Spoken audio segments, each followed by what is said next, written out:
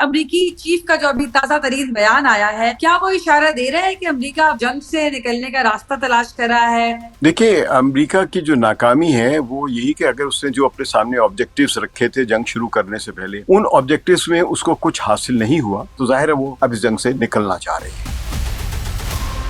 اگر یہ جنگ ختم ہوتی ہے تو یہ امریکہ کی ناکامی ہوگی یا اس کی حکمت عملی ہوگی اس وقت؟ نہیں، یہ بہت بڑی ناکامی ہے۔ اب امریکہ کی حکمت عملی بڑی واضح ہو چکی ہے کہ اس کو پتہ ہے، ان کے تمام کمانڈروں کو پتہ چل گیا ہے کہ وہ جنگ ہار چکے ہوئے ہیں۔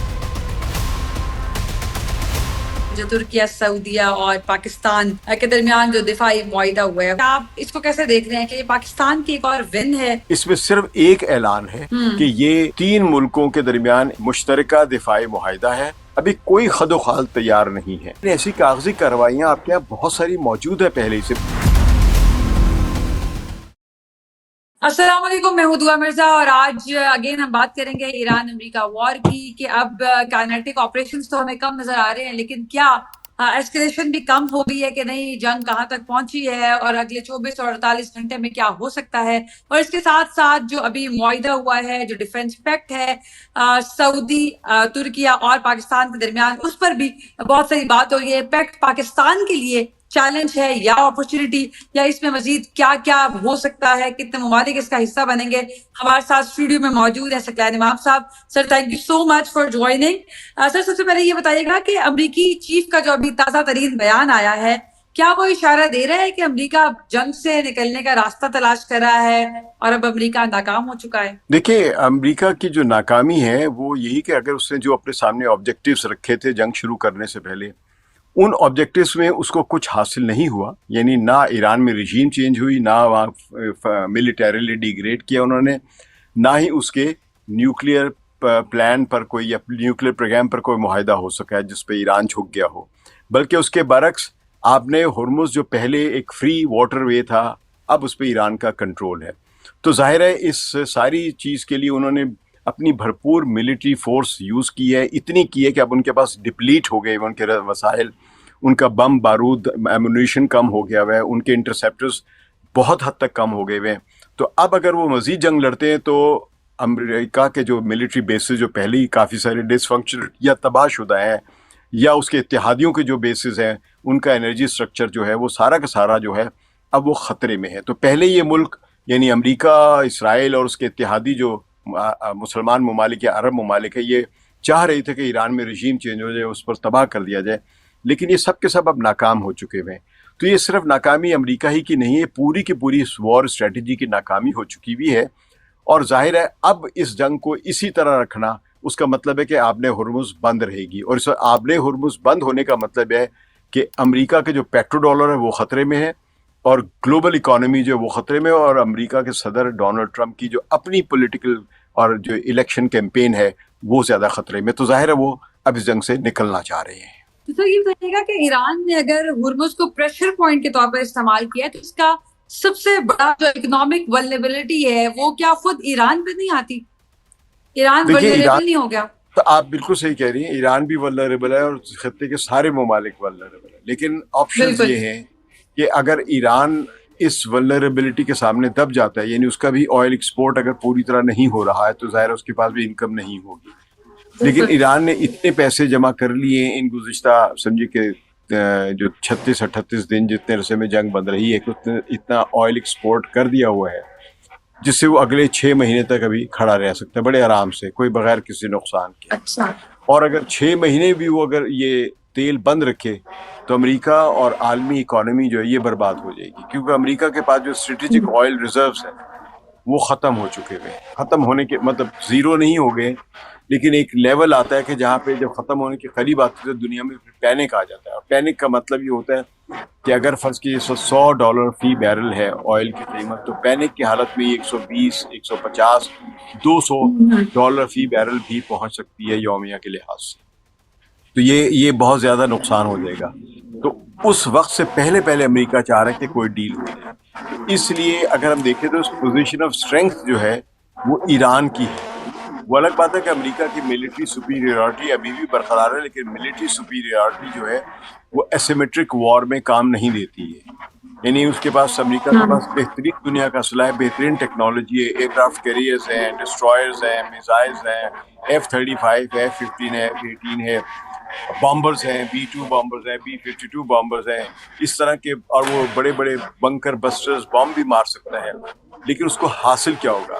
اس کے سامنے جو پولیٹیکل آبجیکٹو جو ہے وہ ہے آپ نے ہرمز کو کھلوانا اور ایران پر دباؤ ڈالنا کہ وہ اس کی شرائط مانے. تو ایران اس کی شرائط نہیں مان رہا ہے، تو وہ کس طرح منوا سکتا ہے؟ اگر وہ اتنی بامبنگ کے ذریعے بھی نہیں منوا سکا جب تک اس نے کی ہے، تو مزید بامبنگ سے بھی اس کو ملے گا کچھ نہیں. لیکن مزید بامبنگ کی صورت میں پھر ایران جو حملے کرے گا اس سے امریکہ کے جو بیسز ہیں، اب تک دیکھیں جو خلیج فارس کے جو ممالک ہیں ان میں اس کے کافی حد تک تباہ ہو چکے یا ڈس فنکشنل ہو چکے.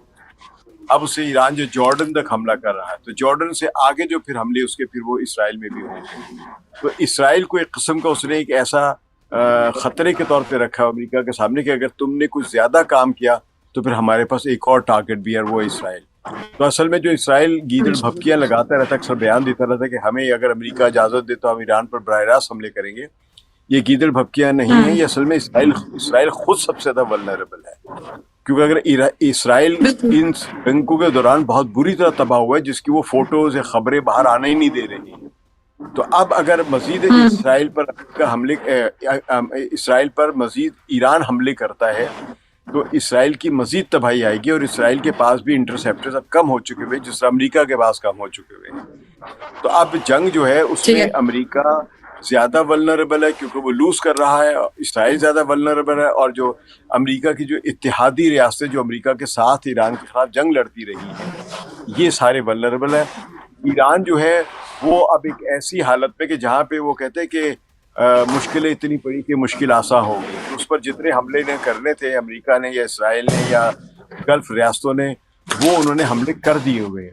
تو اتنے حملے کرنے کے باوجود بھی اگر ان کو کچھ نہیں ملا ہے، وہ اسرائیل، امریکہ اور یہ گلف ریاستیں مل کے بھی اگر امریکہ یہ اتنی بمباری کے باوجود ایران کو دبا نہیں سکی ہیں، اس کے پولیٹیکل ول کو چینج نہیں کر سکی ہیں، اس کو دبا کر پولیٹیکل آبجیکٹیو حاصل نہیں کر سکی ہیں، تو اب وہ اور کیا کر سکتی ہیں؟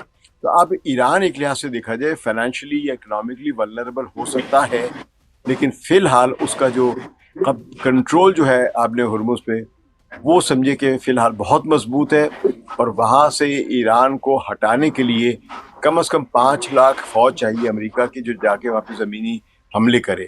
تو فی الحال امریکہ کے پاس نہ 5 لاکھ فوج ہے وہاں بھیج سکے، اور نہ پولیٹیکل ول ہے، نہ عوام کی کوئی حمایت ہے خود امریکہ کے اندر کہ ایران کے خلاف اتنی بڑی تو جنگ لڑی جائے. اگر یہ جنگ ختم ہوتی ہے، اگر یہ جنگ ختم ہوتی ہے تو یہ امریکہ کی ناکامی ہوگی یا اس کی حکمت عملی ہوگی اس وقت؟ نہیں، یہ بہت بڑی ناکامی ہے. اب امریکہ کی حکمت عملی بڑی واضح ہو چکی ہوئی ہے کہ اس کو پتہ ہے، ان کے تمام کمانڈروں کو پتہ چل گیا ہے کہ وہ جنگ ہار چکے ہوئے ہیں. لیکن ایک طریقہ ہوتا ہے، کیونکہ ڈونلڈ ٹرمپ نے بھی سیاست کرنی ہے، بڑے اگلے الیکشن بھی آ رہے، تو یہ ظاہر یہ کرنا چاہتے ہیں، امریکی عوام کو یہ ثابت کرنا چاہتے ہیں ان کے سامنے کہ ہم جنگ جیت گئے ہیں. تو ایک قسم کی کسی بھی طرح کی ایک سچویشن سے باہر نکلنا چاہ رہے ہیں. تو اب اگر وہ آپ نے ہرمز میں عمان اور ایران کے درمیان جو ایک معاہدہ ہونے والا ہے، وہ اس معاہدے کو بھی اپنی کامیابی قرار دے کے نکلنے کی کوشش کریں گے، اور یہ ان کے لیے اچھا موقع ہے کہ نکل جائے، کیونکہ ایران نے بڑا کلیئرلی کہہ دیا کہ جو اس کا کنٹرول ہے یہ اب 28 فروری سے پہلے کی حالت میں نہیں جا سکتا آپ نے ہرمز. تو اس کا بڑا واضح مطلب ہے کہ ایران نے جو حاصل کرنا تھا وہ اس سے زیادہ اسے مل گیا ہے. ایران کی اصل خواہش جنگ سے پہلے یہ تھی کہ اس کو آئل ایکسپورٹ کرنے کی قانونی سہولت ملے، اس پر پابندیاں ختم ہوں، اور وہ اس کے لیے اپنا نیوکلیر پروگرام بھی قربان کرنے یا اس پہ کمپرومائز کرنے کے لیے تیار تھا. ختم کرنے کے لیے تیار نہیں تھا، لیکن بہت ساری کنڈیشنالٹیز ماننے کے لیے تیار تھا.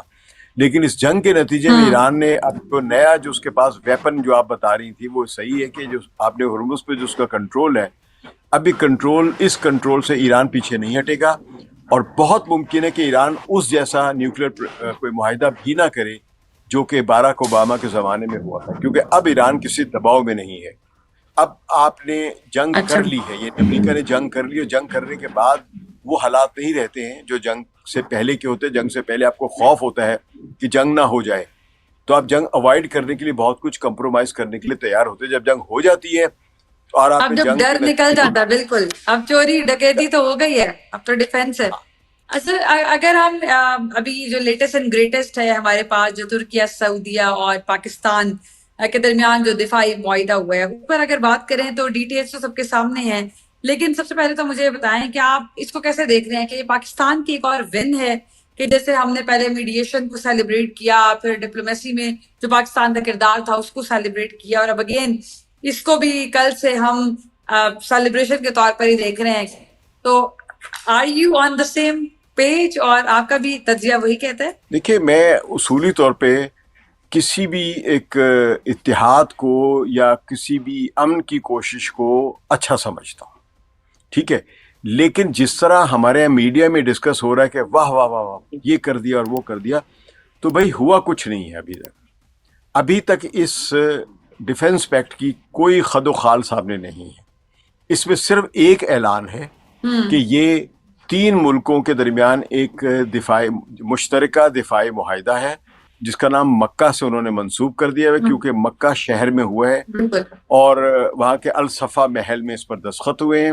یعنی سعودی عرب کے ایک شہزادے کے محل میں اس پر دستخط ہوئے، اس کا نام اس کو انہوں نے مکہ رکھ دیا. حالانکہ اب الصفا محل کا بھی نام رکھ سکتے تھے، لیکن مکہ کا نام دینے کا مطلب یہ ہے کہ آپ وہی مذہبی، جو ہمارے یہاں سیاست میں مذہبی ٹچ کھیلا جاتا ہے نا، کہ ذرا اس کے آگے اسلامی بھی لگا دو، اسلامی اس کے ٹچ. نام اسلامی ٹچ ایک لگا دیا گیا ہے. اصل میں آپ جو ایک لحاظ سے اگر دیکھا جائے، ہر چیز کو پازیٹیولی اگر ہم دیکھیں تو یہ اچھی بات ہے کہ مسلمانوں کے درمیان اتحاد ہو رہا ہے. لیکن اس اتحاد میں بڑی واضح طور پہ جو اعلان کیا گیا ہے وہ یہ ہے، یعنی ایک تو یہ کہا گیا نا کہ کسی پر بھی جو حملہ ہوگا وہ سب پر حملہ سمجھا جائے گا. وہ کس طرح سمجھا جائے گا، اس کا ری ایکشن کس طرح ہوگا، کون کس کی فوجیں لے کر آئے گا، کس چیز کو حملہ سمجھا جائے گا. کیا اگر ایران جو ہے وہ امریکہ کے ملٹری بیسز جو ہے سعودی عرب میں ان پر حملہ کرتا ہے تو کیا اس کو حملہ سمجھا جائے گا سعودی عرب پر؟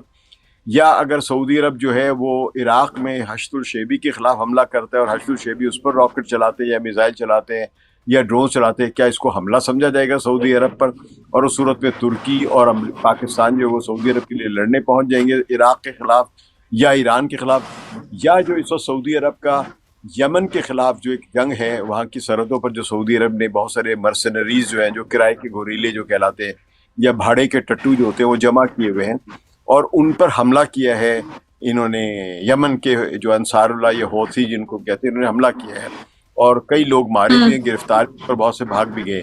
تو کیا اس حوثیوں کے حملے کے خلاف پاکستان اور ترکی اپنی فوج بھیجیں گے سعودی عرب کے لیے کہ وہ یمن کے خلاف جنگ لڑے؟ کہ اگر اس طرح کے حملے اگر وہ یعنی نہیں روک پاتے ہیں تو کیا اس کو سعودی عرب سمجھے گا کہ معاہدے پر عمل درآمد نہیں ہوا؟ ابھی کوئی خد و خال تیار نہیں ہے. لیکن میرے خیال میں یہ ایک ایسی کوشش کہی جا سکتی ہے جو مستقبل میں بڑی اچھی سمجھی جا سکتی کہ کم از کم مسلمان ملکوں نے ایک کاغذی کارروائی کی ہے. لیکن ایسی کاغذی کارروائیاں آپ کے یہاں بہت ساری موجود ہیں پہلے ہی سے. مثال میں پاکستان اور سعودی عرب کے درمیان پچھلے سال بھی ایک ایگریمنٹ ہوا تھا جس میں یہی بالکل ایگزیکٹلی یہی تھا 2025 میں. اس کے علاوہ عرب ممالک کے اندر بہت سارے ایگریمنٹس موجود ہیں جو کہ عرب ممالک کو ایک دوسرے کے خلاف کوئی ان کی جنگ روکنے کے لیے اور ان پر کسی پر بھی اگر حملہ ہو تو اس حملے کو روکنے کے لیے کیا کیا کارروائیاں کرنی. اور بہت سارے ایسے بھی معاہدے رہے ہیں ماضی میں جو ابھی تک کاغذوں میں زندہ ہے، عملی طور پر اس میں کچھ نہیں، کہ اگر اسرائیل حملہ کرتا ہے تو کیا کر رہا ہے. تو آپ دیکھ لیے کہ اسرائیل نے اس دوران مصر پہ کبھی حملے کیے، جارڈن پہ کبھی حملے کیے، کبھی لبنان پہ حملے کیے ماضی میں، اور حال ہی میں لبنان پہ بہت زیادہ حملے ہوئے ہیں اور سیریا پہ بھی حملے ہوئے ہیں اس کے سے. بلکہ سیریا کا جو جنوبی حصہ ہے اس پر اس وقت اسرائیل کی فوج قبضہ کر کے بیٹھی ہوئی. تو عرب لیگ نے یا انہوں نے کوئی فوجی کارروائی نہیں کی ہے. تو اس کا مطلب یہ ہے کہ ان کے زیادہ تر جو وعدے ہیں وہ کاغذی ہیں.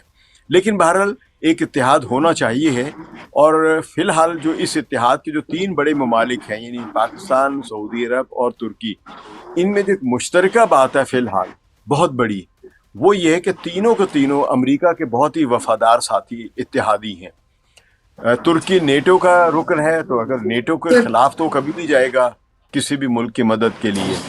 اور سعودی عرب خود بہت زیادہ امریکہ پر انحصار کرتا رہا ہے اور اب امریکہ کے इराक़ में जो मिलिट्री बेसिस तबाह होते देखे हैं तो उसको ये नज़र आ रहा है कि अमेरिका तो मेरी हिफाजत नहीं कर पा रहा है, तो लिहाजा अब मैं क्या करूं। तो उन्होंने ये सोचा है कि हम तुर्की और पाकिस्तान से अगर मुआहदा कर लें तो किसके खिलाफ हमें मदद देंगे। अब देखिए ना, जो अमेरिका की जो मदद थी या अमेरिका के जो मिलिट्री बेसिस थे इस खत्ते में, यानी अरब ममालिक में, खलीज फारस के जो अरब ममालिक हैं, यानी जिसमें कतर, कुवैत, बहरीन और मुत्तहदा अरब अमारात और ख़ुद सऊदी अरेबिया, तो ये सारे के सारे जो मिलिट्री बेसिस थे वो भी साबित हो रहा है कि वो ईरान के खिलाफ थे। तो अब उन मिलिट्री बेसिस के जाने के बाद तुर्की और पाकिस्तान क्या ईरान के खिलाफ सऊदी अरब की मदद करेंगे, किसके खिलाफ करेंगे? पाकिस्तान अगर ईरान और खलीजी ममालिक दोनों से ताल्लुकात रखना चाहता है तो फिर इस नई जो अलाइनमेंट है, ये डिफेंस अलाइनमेंट इसको कहना चाहिए, तो उसमें स्ट्रैटेजिकली बैलेंस कैसे करेगा? ये बहुत बड़ा चैलेंज है पाकिस्तान के लिए।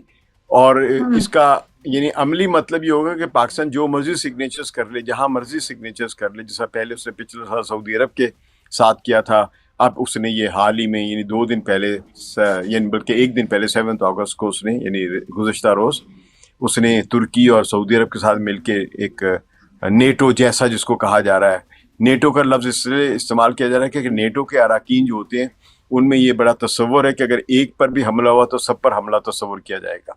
लेकिन अमली तौर पे अभी तक हमने नेटो में भी इसकी कोई शक्ल नहीं देखी।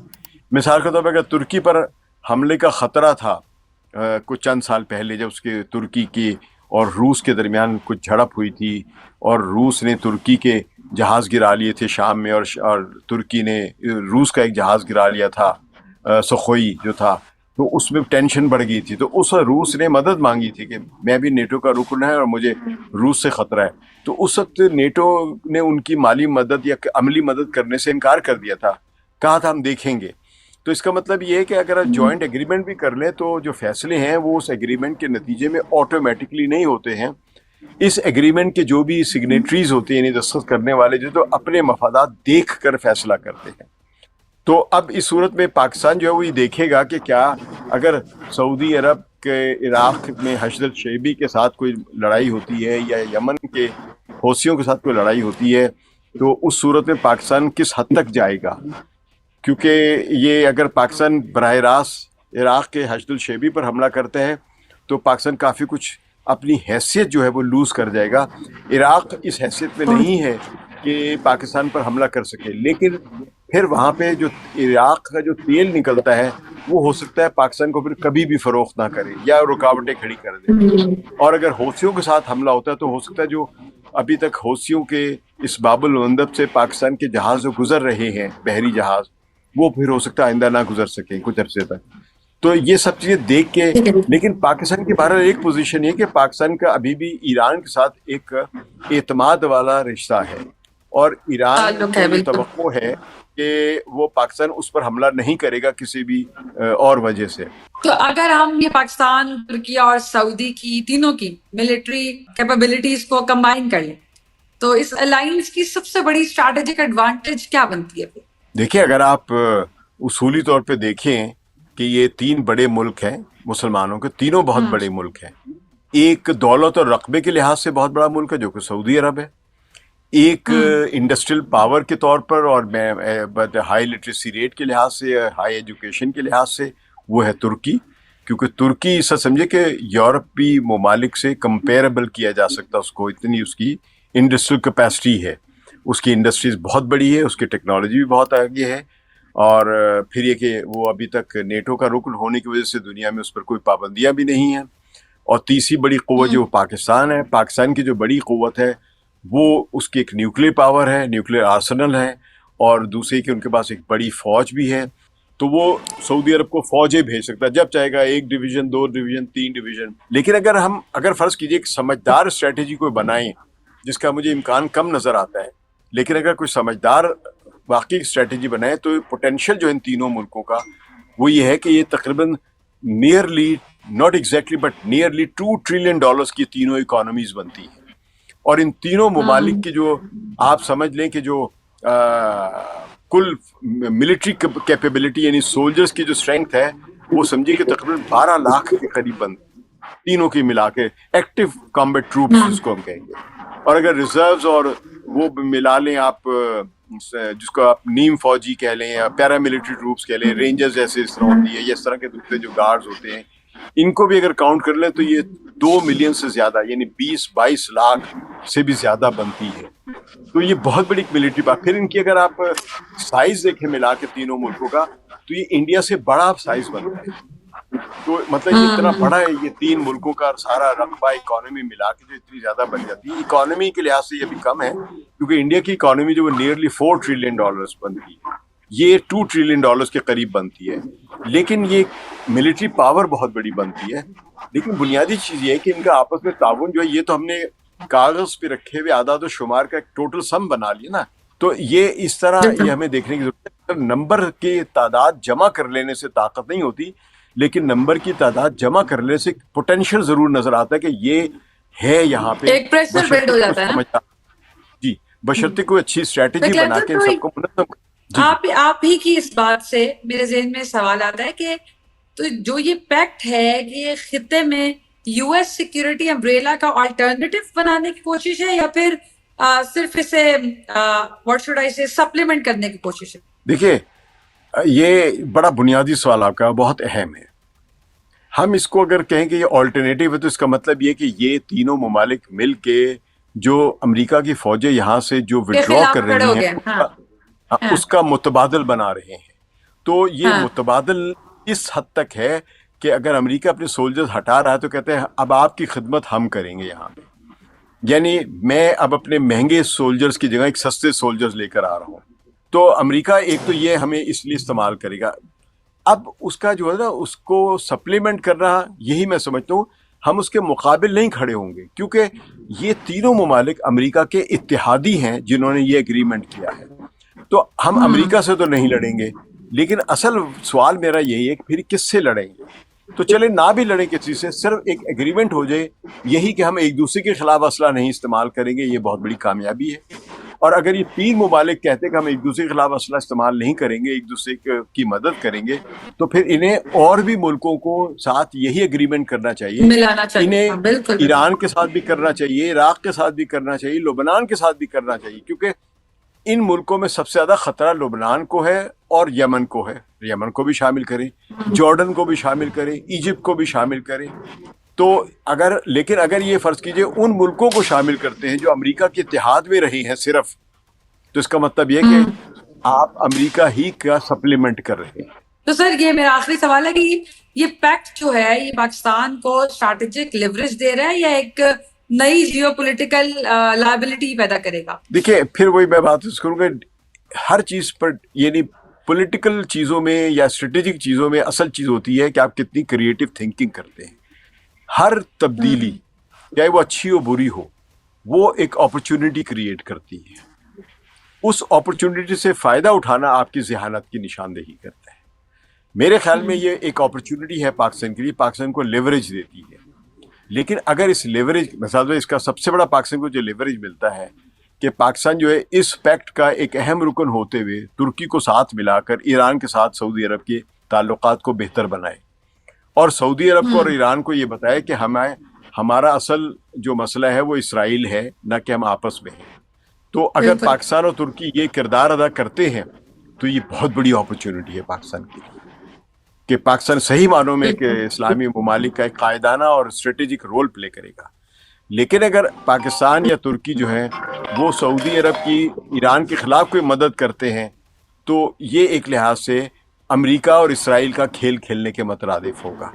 تو لیکن میں سمجھتا ہوں کہ یہ ایک اپرچونٹی ہے اور اس کا فائدہ بھرپور اٹھانا چاہیے پاکستان کو. بہت شکریہ سکلین صاحب آپ کا. ہم نے آج ڈیٹیل میں بات کی کہ پیکٹ کیا پریشر گروپ بن سکتا ہے یا اس میں پوٹینشیل ہے، پاکستان کے لیے اپرچونٹی ہے یا چیلنج ہے. تو ابھی کاغذی کارروائی بہت پہلے بھی ہو چکی ہے 2025 اور اس سے پہلے بھی جتنی بھی باتیں ہوئی ہیں، لیکن hope for the best of course. اور سکلین صاحب نے بھی یہ کہا کہ یہ ایک اچھی اپرچونٹی ہے اور اس میں دیگر ممالک کو بھی اس کا حصہ ہونا چاہیے تاکہ اس کی پروڈکٹیوٹی زیادہ نظر آئے اور ایک اچھا سا ایک کولیشن بن جائے. تو اس پر ہم نے ڈیٹیل بات کی ہے. باقی جنگ میں کیا ہوگا اگلے 24 اور 48 گھنٹے میں کیا ہوگا یہ بھی دیکھنا باقی ہے، لیکن کائنیٹک آپریشنز تو ہمیں اس طریقے سے جو ہم انٹینسٹی دیکھ رہے تھے وہ نظر نہیں آ رہے. کل بھی اس پر مزید بات کریں گے، تب تک کے لیے اللہ نگہبان.